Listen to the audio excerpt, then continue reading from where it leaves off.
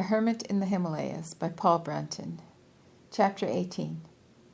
And before I read this chapter, I'd just like to say a few words. Chapter 18, the chapter I'm about to read, this is actually the last chapter of this book.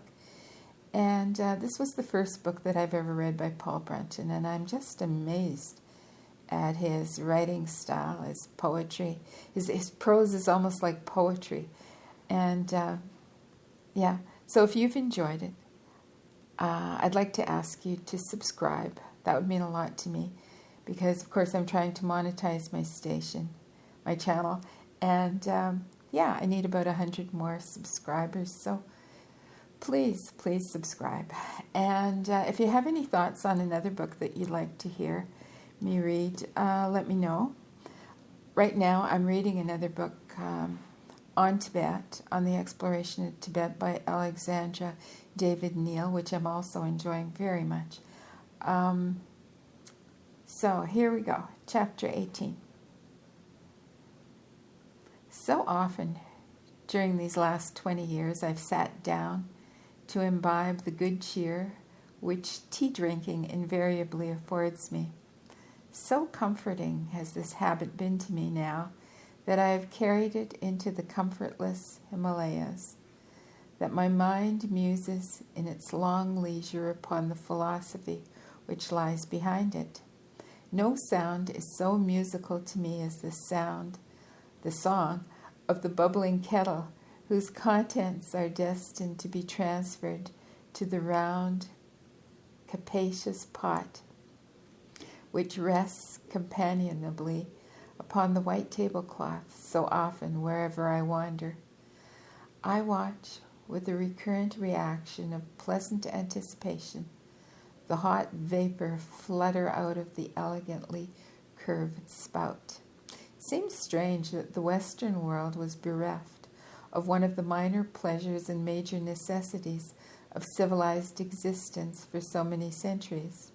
1,000 years before Europe knew of the existence of this fragrant herb, the Chinese were sipping its golden extract and gossiping with each other under its gentle stimulus. It seems stranger still, however, that the land which produces such a huge quantity of the world's tea supply today should have had to wait for the advent of the British before the first roots were transplanted into its soil. Not till last century was tea grown in India, and then only by enterprising British agriculturalists. Even now, many Indians have never tasted tea, whilst few know how to make it properly. A Chinese poet has sorrowed in verse over the deplorable waste of fine tea through incompetent preparation. No doubt this ignorance will vanish with the new habits which are rapidly being introduced here. The Buddhist priest who taught me what I know of Buddhism told me that it was the custom in many Buddhist monasteries of Burma, China, and Japan to keep the monks frequently supplied with little bowls of fresh tea during their long night vigils of meditation, in order to drive away sleep and thus enable them to extend their spiritual practice to the utmost limits. In that way, they hoped to make more rapid progress. He also recounted to me the curious, attractive, yet incredible legend of the origin of tea. He said that a South Indian sage named Bodhidharma, Bodhidharma, journeyed to China about the 6th century and used to sit in meditation before a blank wall. During one of his prolonged periods of mental abstraction, he found to his annoyance that he was becoming drowsy. He cut off the offending eyelids and threw them away. They took root on the spot where they fell, and a plant hitherto unknown grew up out of them. The leaves of this plant were endowed with the virtue of keeping men wakeful. The fable is delightful enough, but the only certain thing about it is that the tea plant did originate in South China, where Bodhidharma landed. He became, in time, the founder of a great philosophic school called the Chan School, CHA''AN School, or the Zen, as the Japanese call it, whose followers even today, drink a great deal of tea along with their imbibing of wisdom, and whose very name embodies the Chinese ideograph for tea. That the mere steeping of a few leaves should have such stimulating results to both body and mind when drunk so impressed those early tea addicts that one of them, Luwuh, Luwhuh, put into poetic prose a veritable scripture of tea drinking. His work, the Chaking, Chaking, has led the Chinese tea merchants for 1,000 years to adopt him as their patron mascot. Such is the profound philosophy he has stirred into the simple act of drinking a cup of tea. It is a pity that no one has yet had the discernment to translate this book into one of the Western tongues.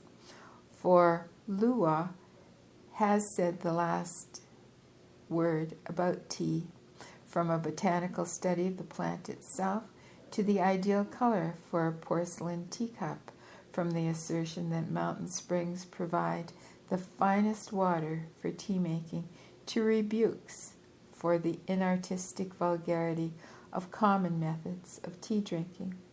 We, who are likewise votaries of the delectable drink, would like to have met this man, of whom it is said that the emperor sent for him several times because one could detect a cup of tea made by him out of all others, so exquisite was its flavor.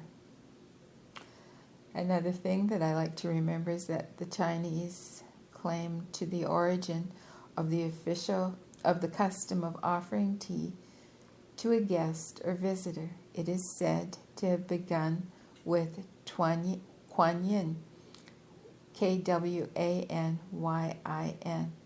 one of the chief disciples of my favorite Oriental philosopher, Lao Tzu.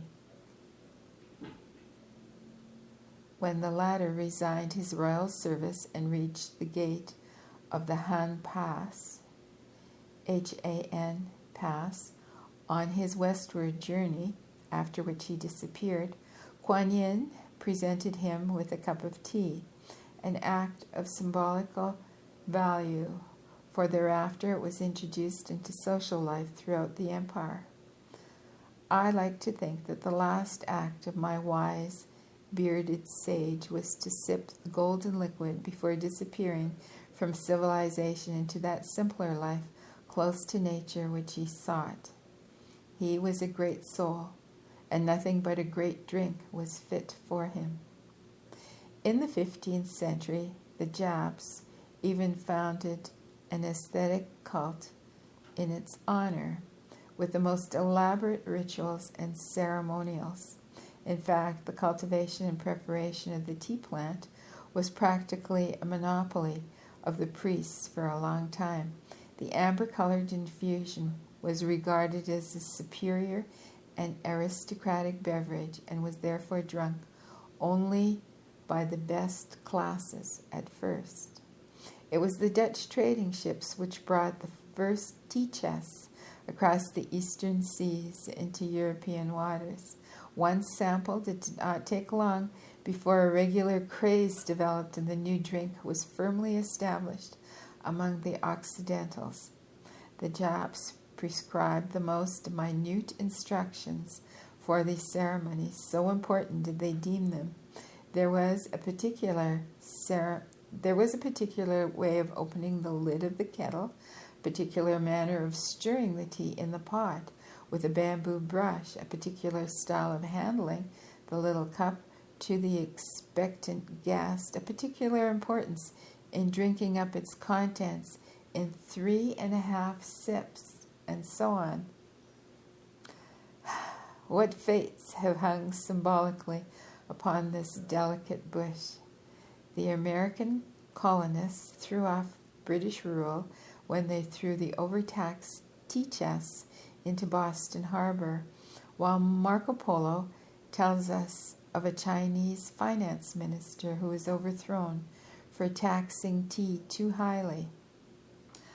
How much has the Western habit of afternoon tea parties contributed towards the social amenities, the rounding off of sharp corners, the smoothing of national asperities, and the building of intellectual goodwill between people, even as it did in those more elaborate customs of the medieval Japs?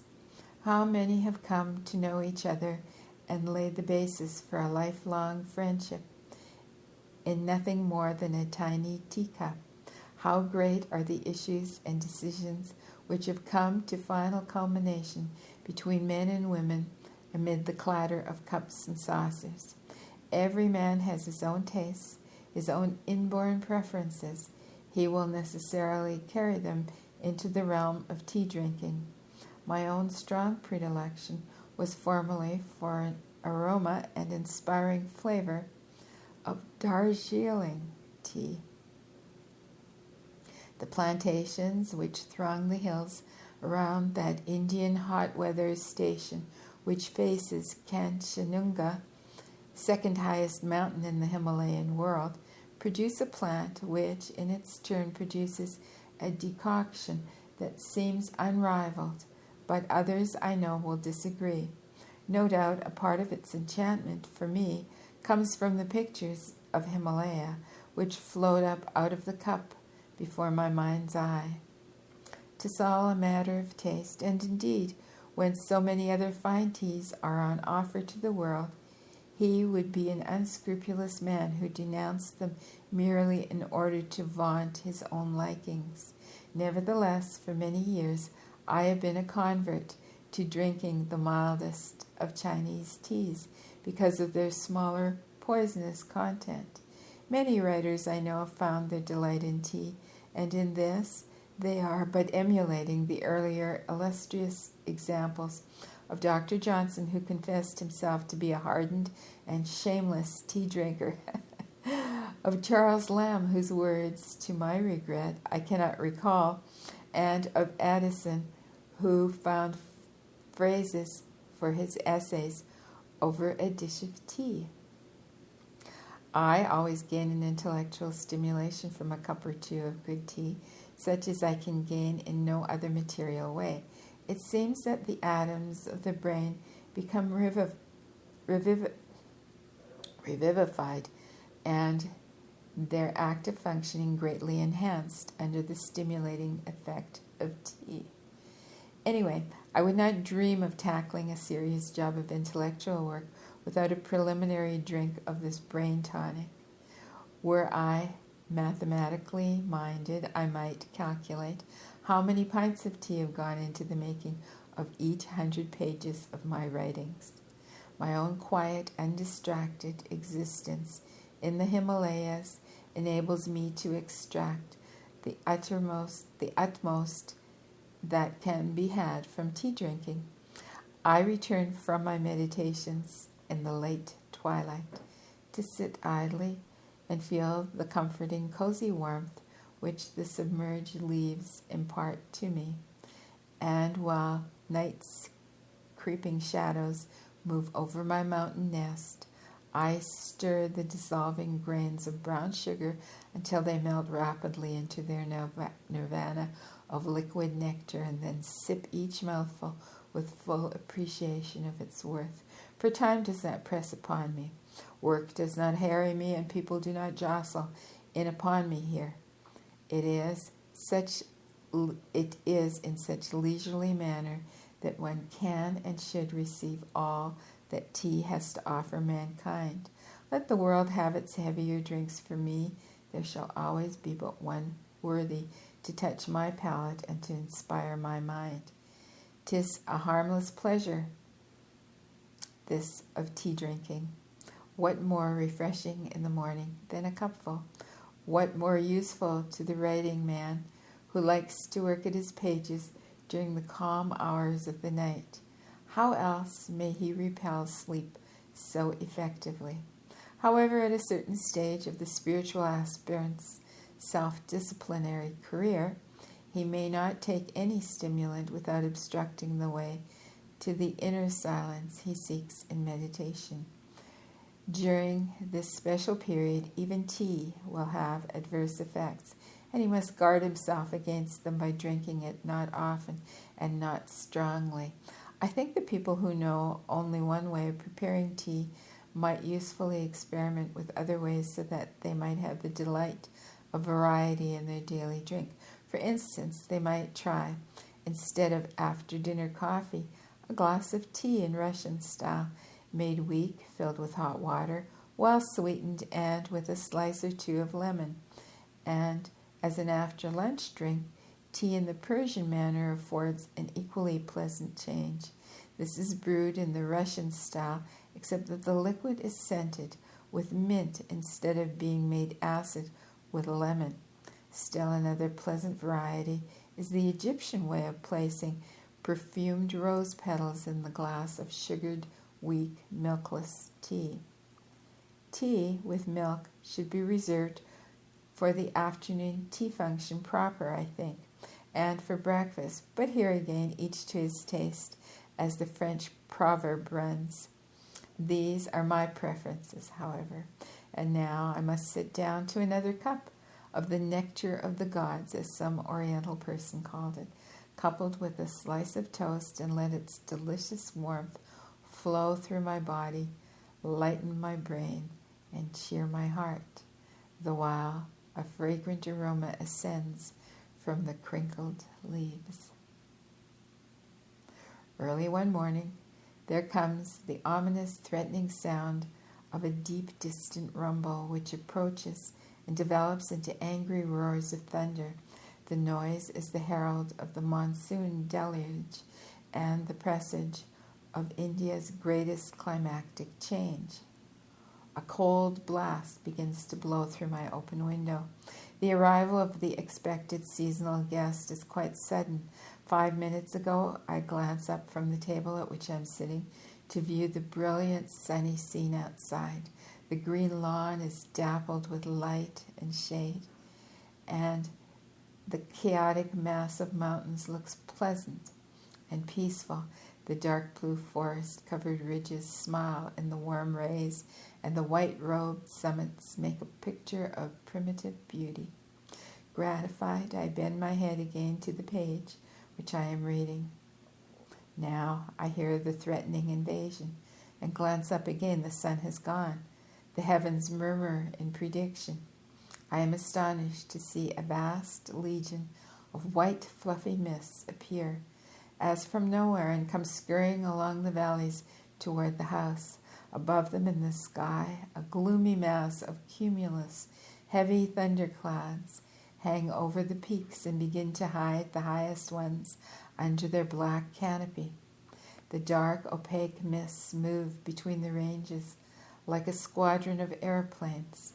They blot out from view everything they pass until the whole of the lower landscape is covered with dense, milky vapor, like the full-veiled face of a strictly orthodox Mohammedan lady. I can see along the ridge tops until a chill cloud, which roars like an express train, arises and drives the dark clouds before it. The gale causes them to come in my direction. As it brushes past the branches of the forest trees, I hear the swaying of 1,000 slim trunk tops. It sweeps around the room, and its sudden coolness cuts my body like a knife, forcing me to slip a thick sweater beneath my thin jacket. The mists float higher, and soon the house is islanded in a white sea. In 10 minutes, the whole world is blotted out, and the Himalayan mountain turned, as if by a magician's wand, into impenetrable sky. I think for a moment of the dreary fogs of London, but I find these are clean by comparison and not sulphurous in odor. Then the storm rolls over my head to the accompaniment of thunder and lightning. The gray clouds break eventually into showers of thick sheets. Sheets of lightning descend upon an earth about to be bombarded by 3 months of tempest. The elements are in a fury, and the heavens are rent asunder. The monsoon hurtles its millions of large raindrops from the sky with the speed of a flying machine, and amid the roaring noise of a gunfire attack, it avenges its long absence with incredible ferocity. The terrific downpours which now gush out of the skies in such quantities possess no parallel in temperate Europe. If the energy with which they mercilessly pelt the mountains along the whole length of the Himalayas could be harnessed mechanically and turned into electrical units, the vast breadth and length of India could be put on electrically run basis. For several hours, the tempestuous winds drive these torrents of water. The rain is like a solid wall encircling the building. Lightning, at first spasmodic, increases until it becomes almost continuous. Amid the raging tornado outside, the resounding crashes of thunder well nigh cause the ground to shake with concussion. With the approach of dusk, the rains resume their duty. At night, I lie in bed, listening to the pouring waters or watching the play of lightning upon the walls. Yes, the monsoon season has started, and henceforth one thing may unfailingly be expected: rain. In a few days, the square of green lawn which surrounds the house has become a muddy morass. One's feet sink into the mixture of water and earth which hides under the fair face of the grass. I am not sorry, though. The dry, parched ground of the plains will swallow all this wetness greedily, and the crops of poor peasants will be assured. It is this excessive monsoon moisture, too, which jackets most of the storm-tossed Himalayan forest trees with mosses, creepers, and ferns. Yet the weather has its brief fickle moods, like a sick and sulky old man. On many a day during this season, Himalaya is exposed to great extremes of temperatures. From the Arctic to the tropical, there are evenings so chilly that I have to hustle into winter clothing in order not to begin shivering with cold, although it is but midsummer. But there are also occasionally bright rifts which interrupt the monsoon, when for 2 or 3 hours the sun leads the mists away, turning them into dreams that have vanished. It generously beams upon and warms this mountain world, and then I bask in the shining, satisfying rays. These halcyon moments in the pine-scented air bring compensation for the bleak, drenching rains. I discover, even in this season, Himalaya keeps a wardrobe of invariously colored clothes and may dress and redress herself a dozen times a week. So fierce is the momentum of the winds that one morning I find half the zinc roof torn off the outbuilding during the night, to the music of rattling peals of thunder which echo all over the mountains. The fitful interludes, however, are all the more appreciated and prevent the spectacle of dawnless, sunless days wiping away my memories of rosier times. Let me read that sentence again.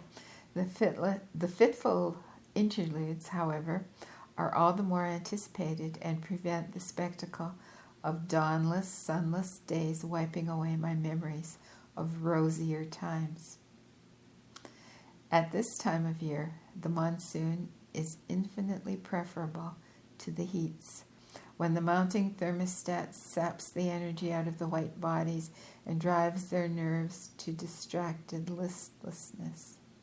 Yet one must regret that the monsoon of the flower of Himalaya folds its lovely petals and hides her beauty under an enwrapping veil of milk-white mists, gray vapors, somber black clouds, and pelting rains. This tale of my later life in the mountains now becomes entirely the tale of one man's private hours with sacredness, of his inward quest and intimate worship. Nothing and nobody external appears henceforth in its pages. No event needs to be described, for it is now only the story of a deepening stillness. What can one record of that sublime void into which I seek to penetrate? Words fail me, phrases elude me, where once they tripped nimbly at my command. My thought, alas, dies before it reaches the point of my pen. Let me then prepare to put the pen aside and let the further pages of this journal be written on water. I cannot take the world with me into such private precincts, nor do I care to. Let the curtain of silence fall upon them. And that concludes chapter 18. And now there's an epilogue, and I'm going to read that now. I have packed my bags and turned my eyes southward, and prepared to leave this world of mellow skies and mantled ridges, to set forth once more a homeless, houseless wanderer. For the season will change, the cold increase daily, and a white rampant of snow will heap itself 7 feet high all around my house, and all but bury its exits and entrance during the late autumn and winter months. The white flakes will fall thickly upon this familiar scene before long and make the paths impassable.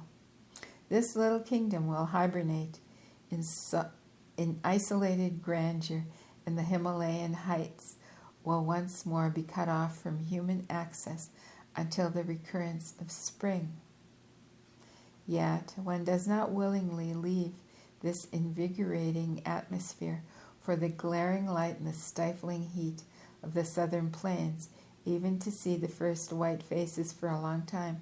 When I reach the edge of the plains, I leave my mountain fastness with regret. For it pains me to remember that I shall soon have to walk into the society of noisy, fidgety, superficial men whose voices will buzz like flies and be as meaningless to me.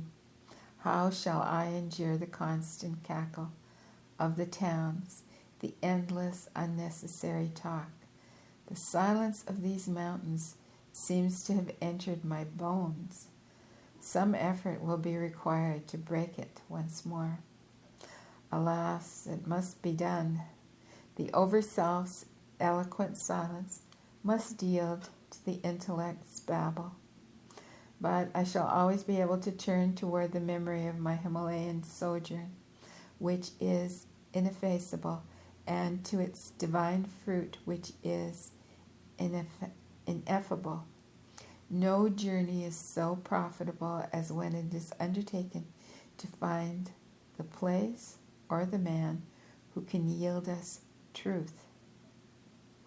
The friend who has read these pages in manuscript and written the foreword thinks that the chronicles will be incomplete if I did not sum up somehow the message of nature, which I learned in the mountains, and the message of Himalaya's stillness to distracted mankind.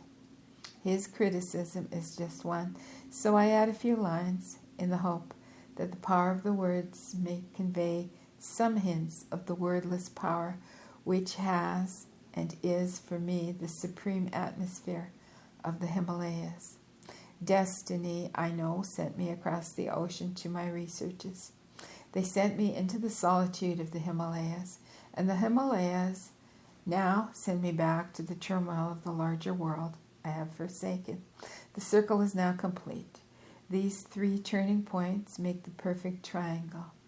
A long time must pass before I disappear into the external retreat again, before I forsake humanity and abandon the claims of social existence. And when the day comes for me to prepare to begin a longer journey than that from Himalaya, I shall be ready.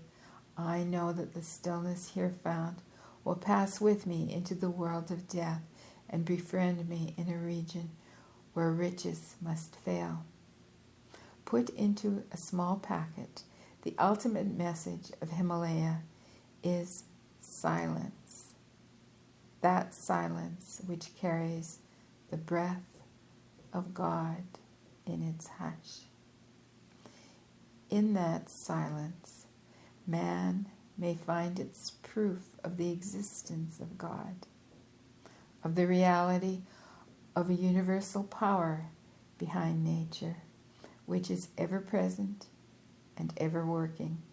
To me, life shall ever after be bigger and nobler because I have lived here.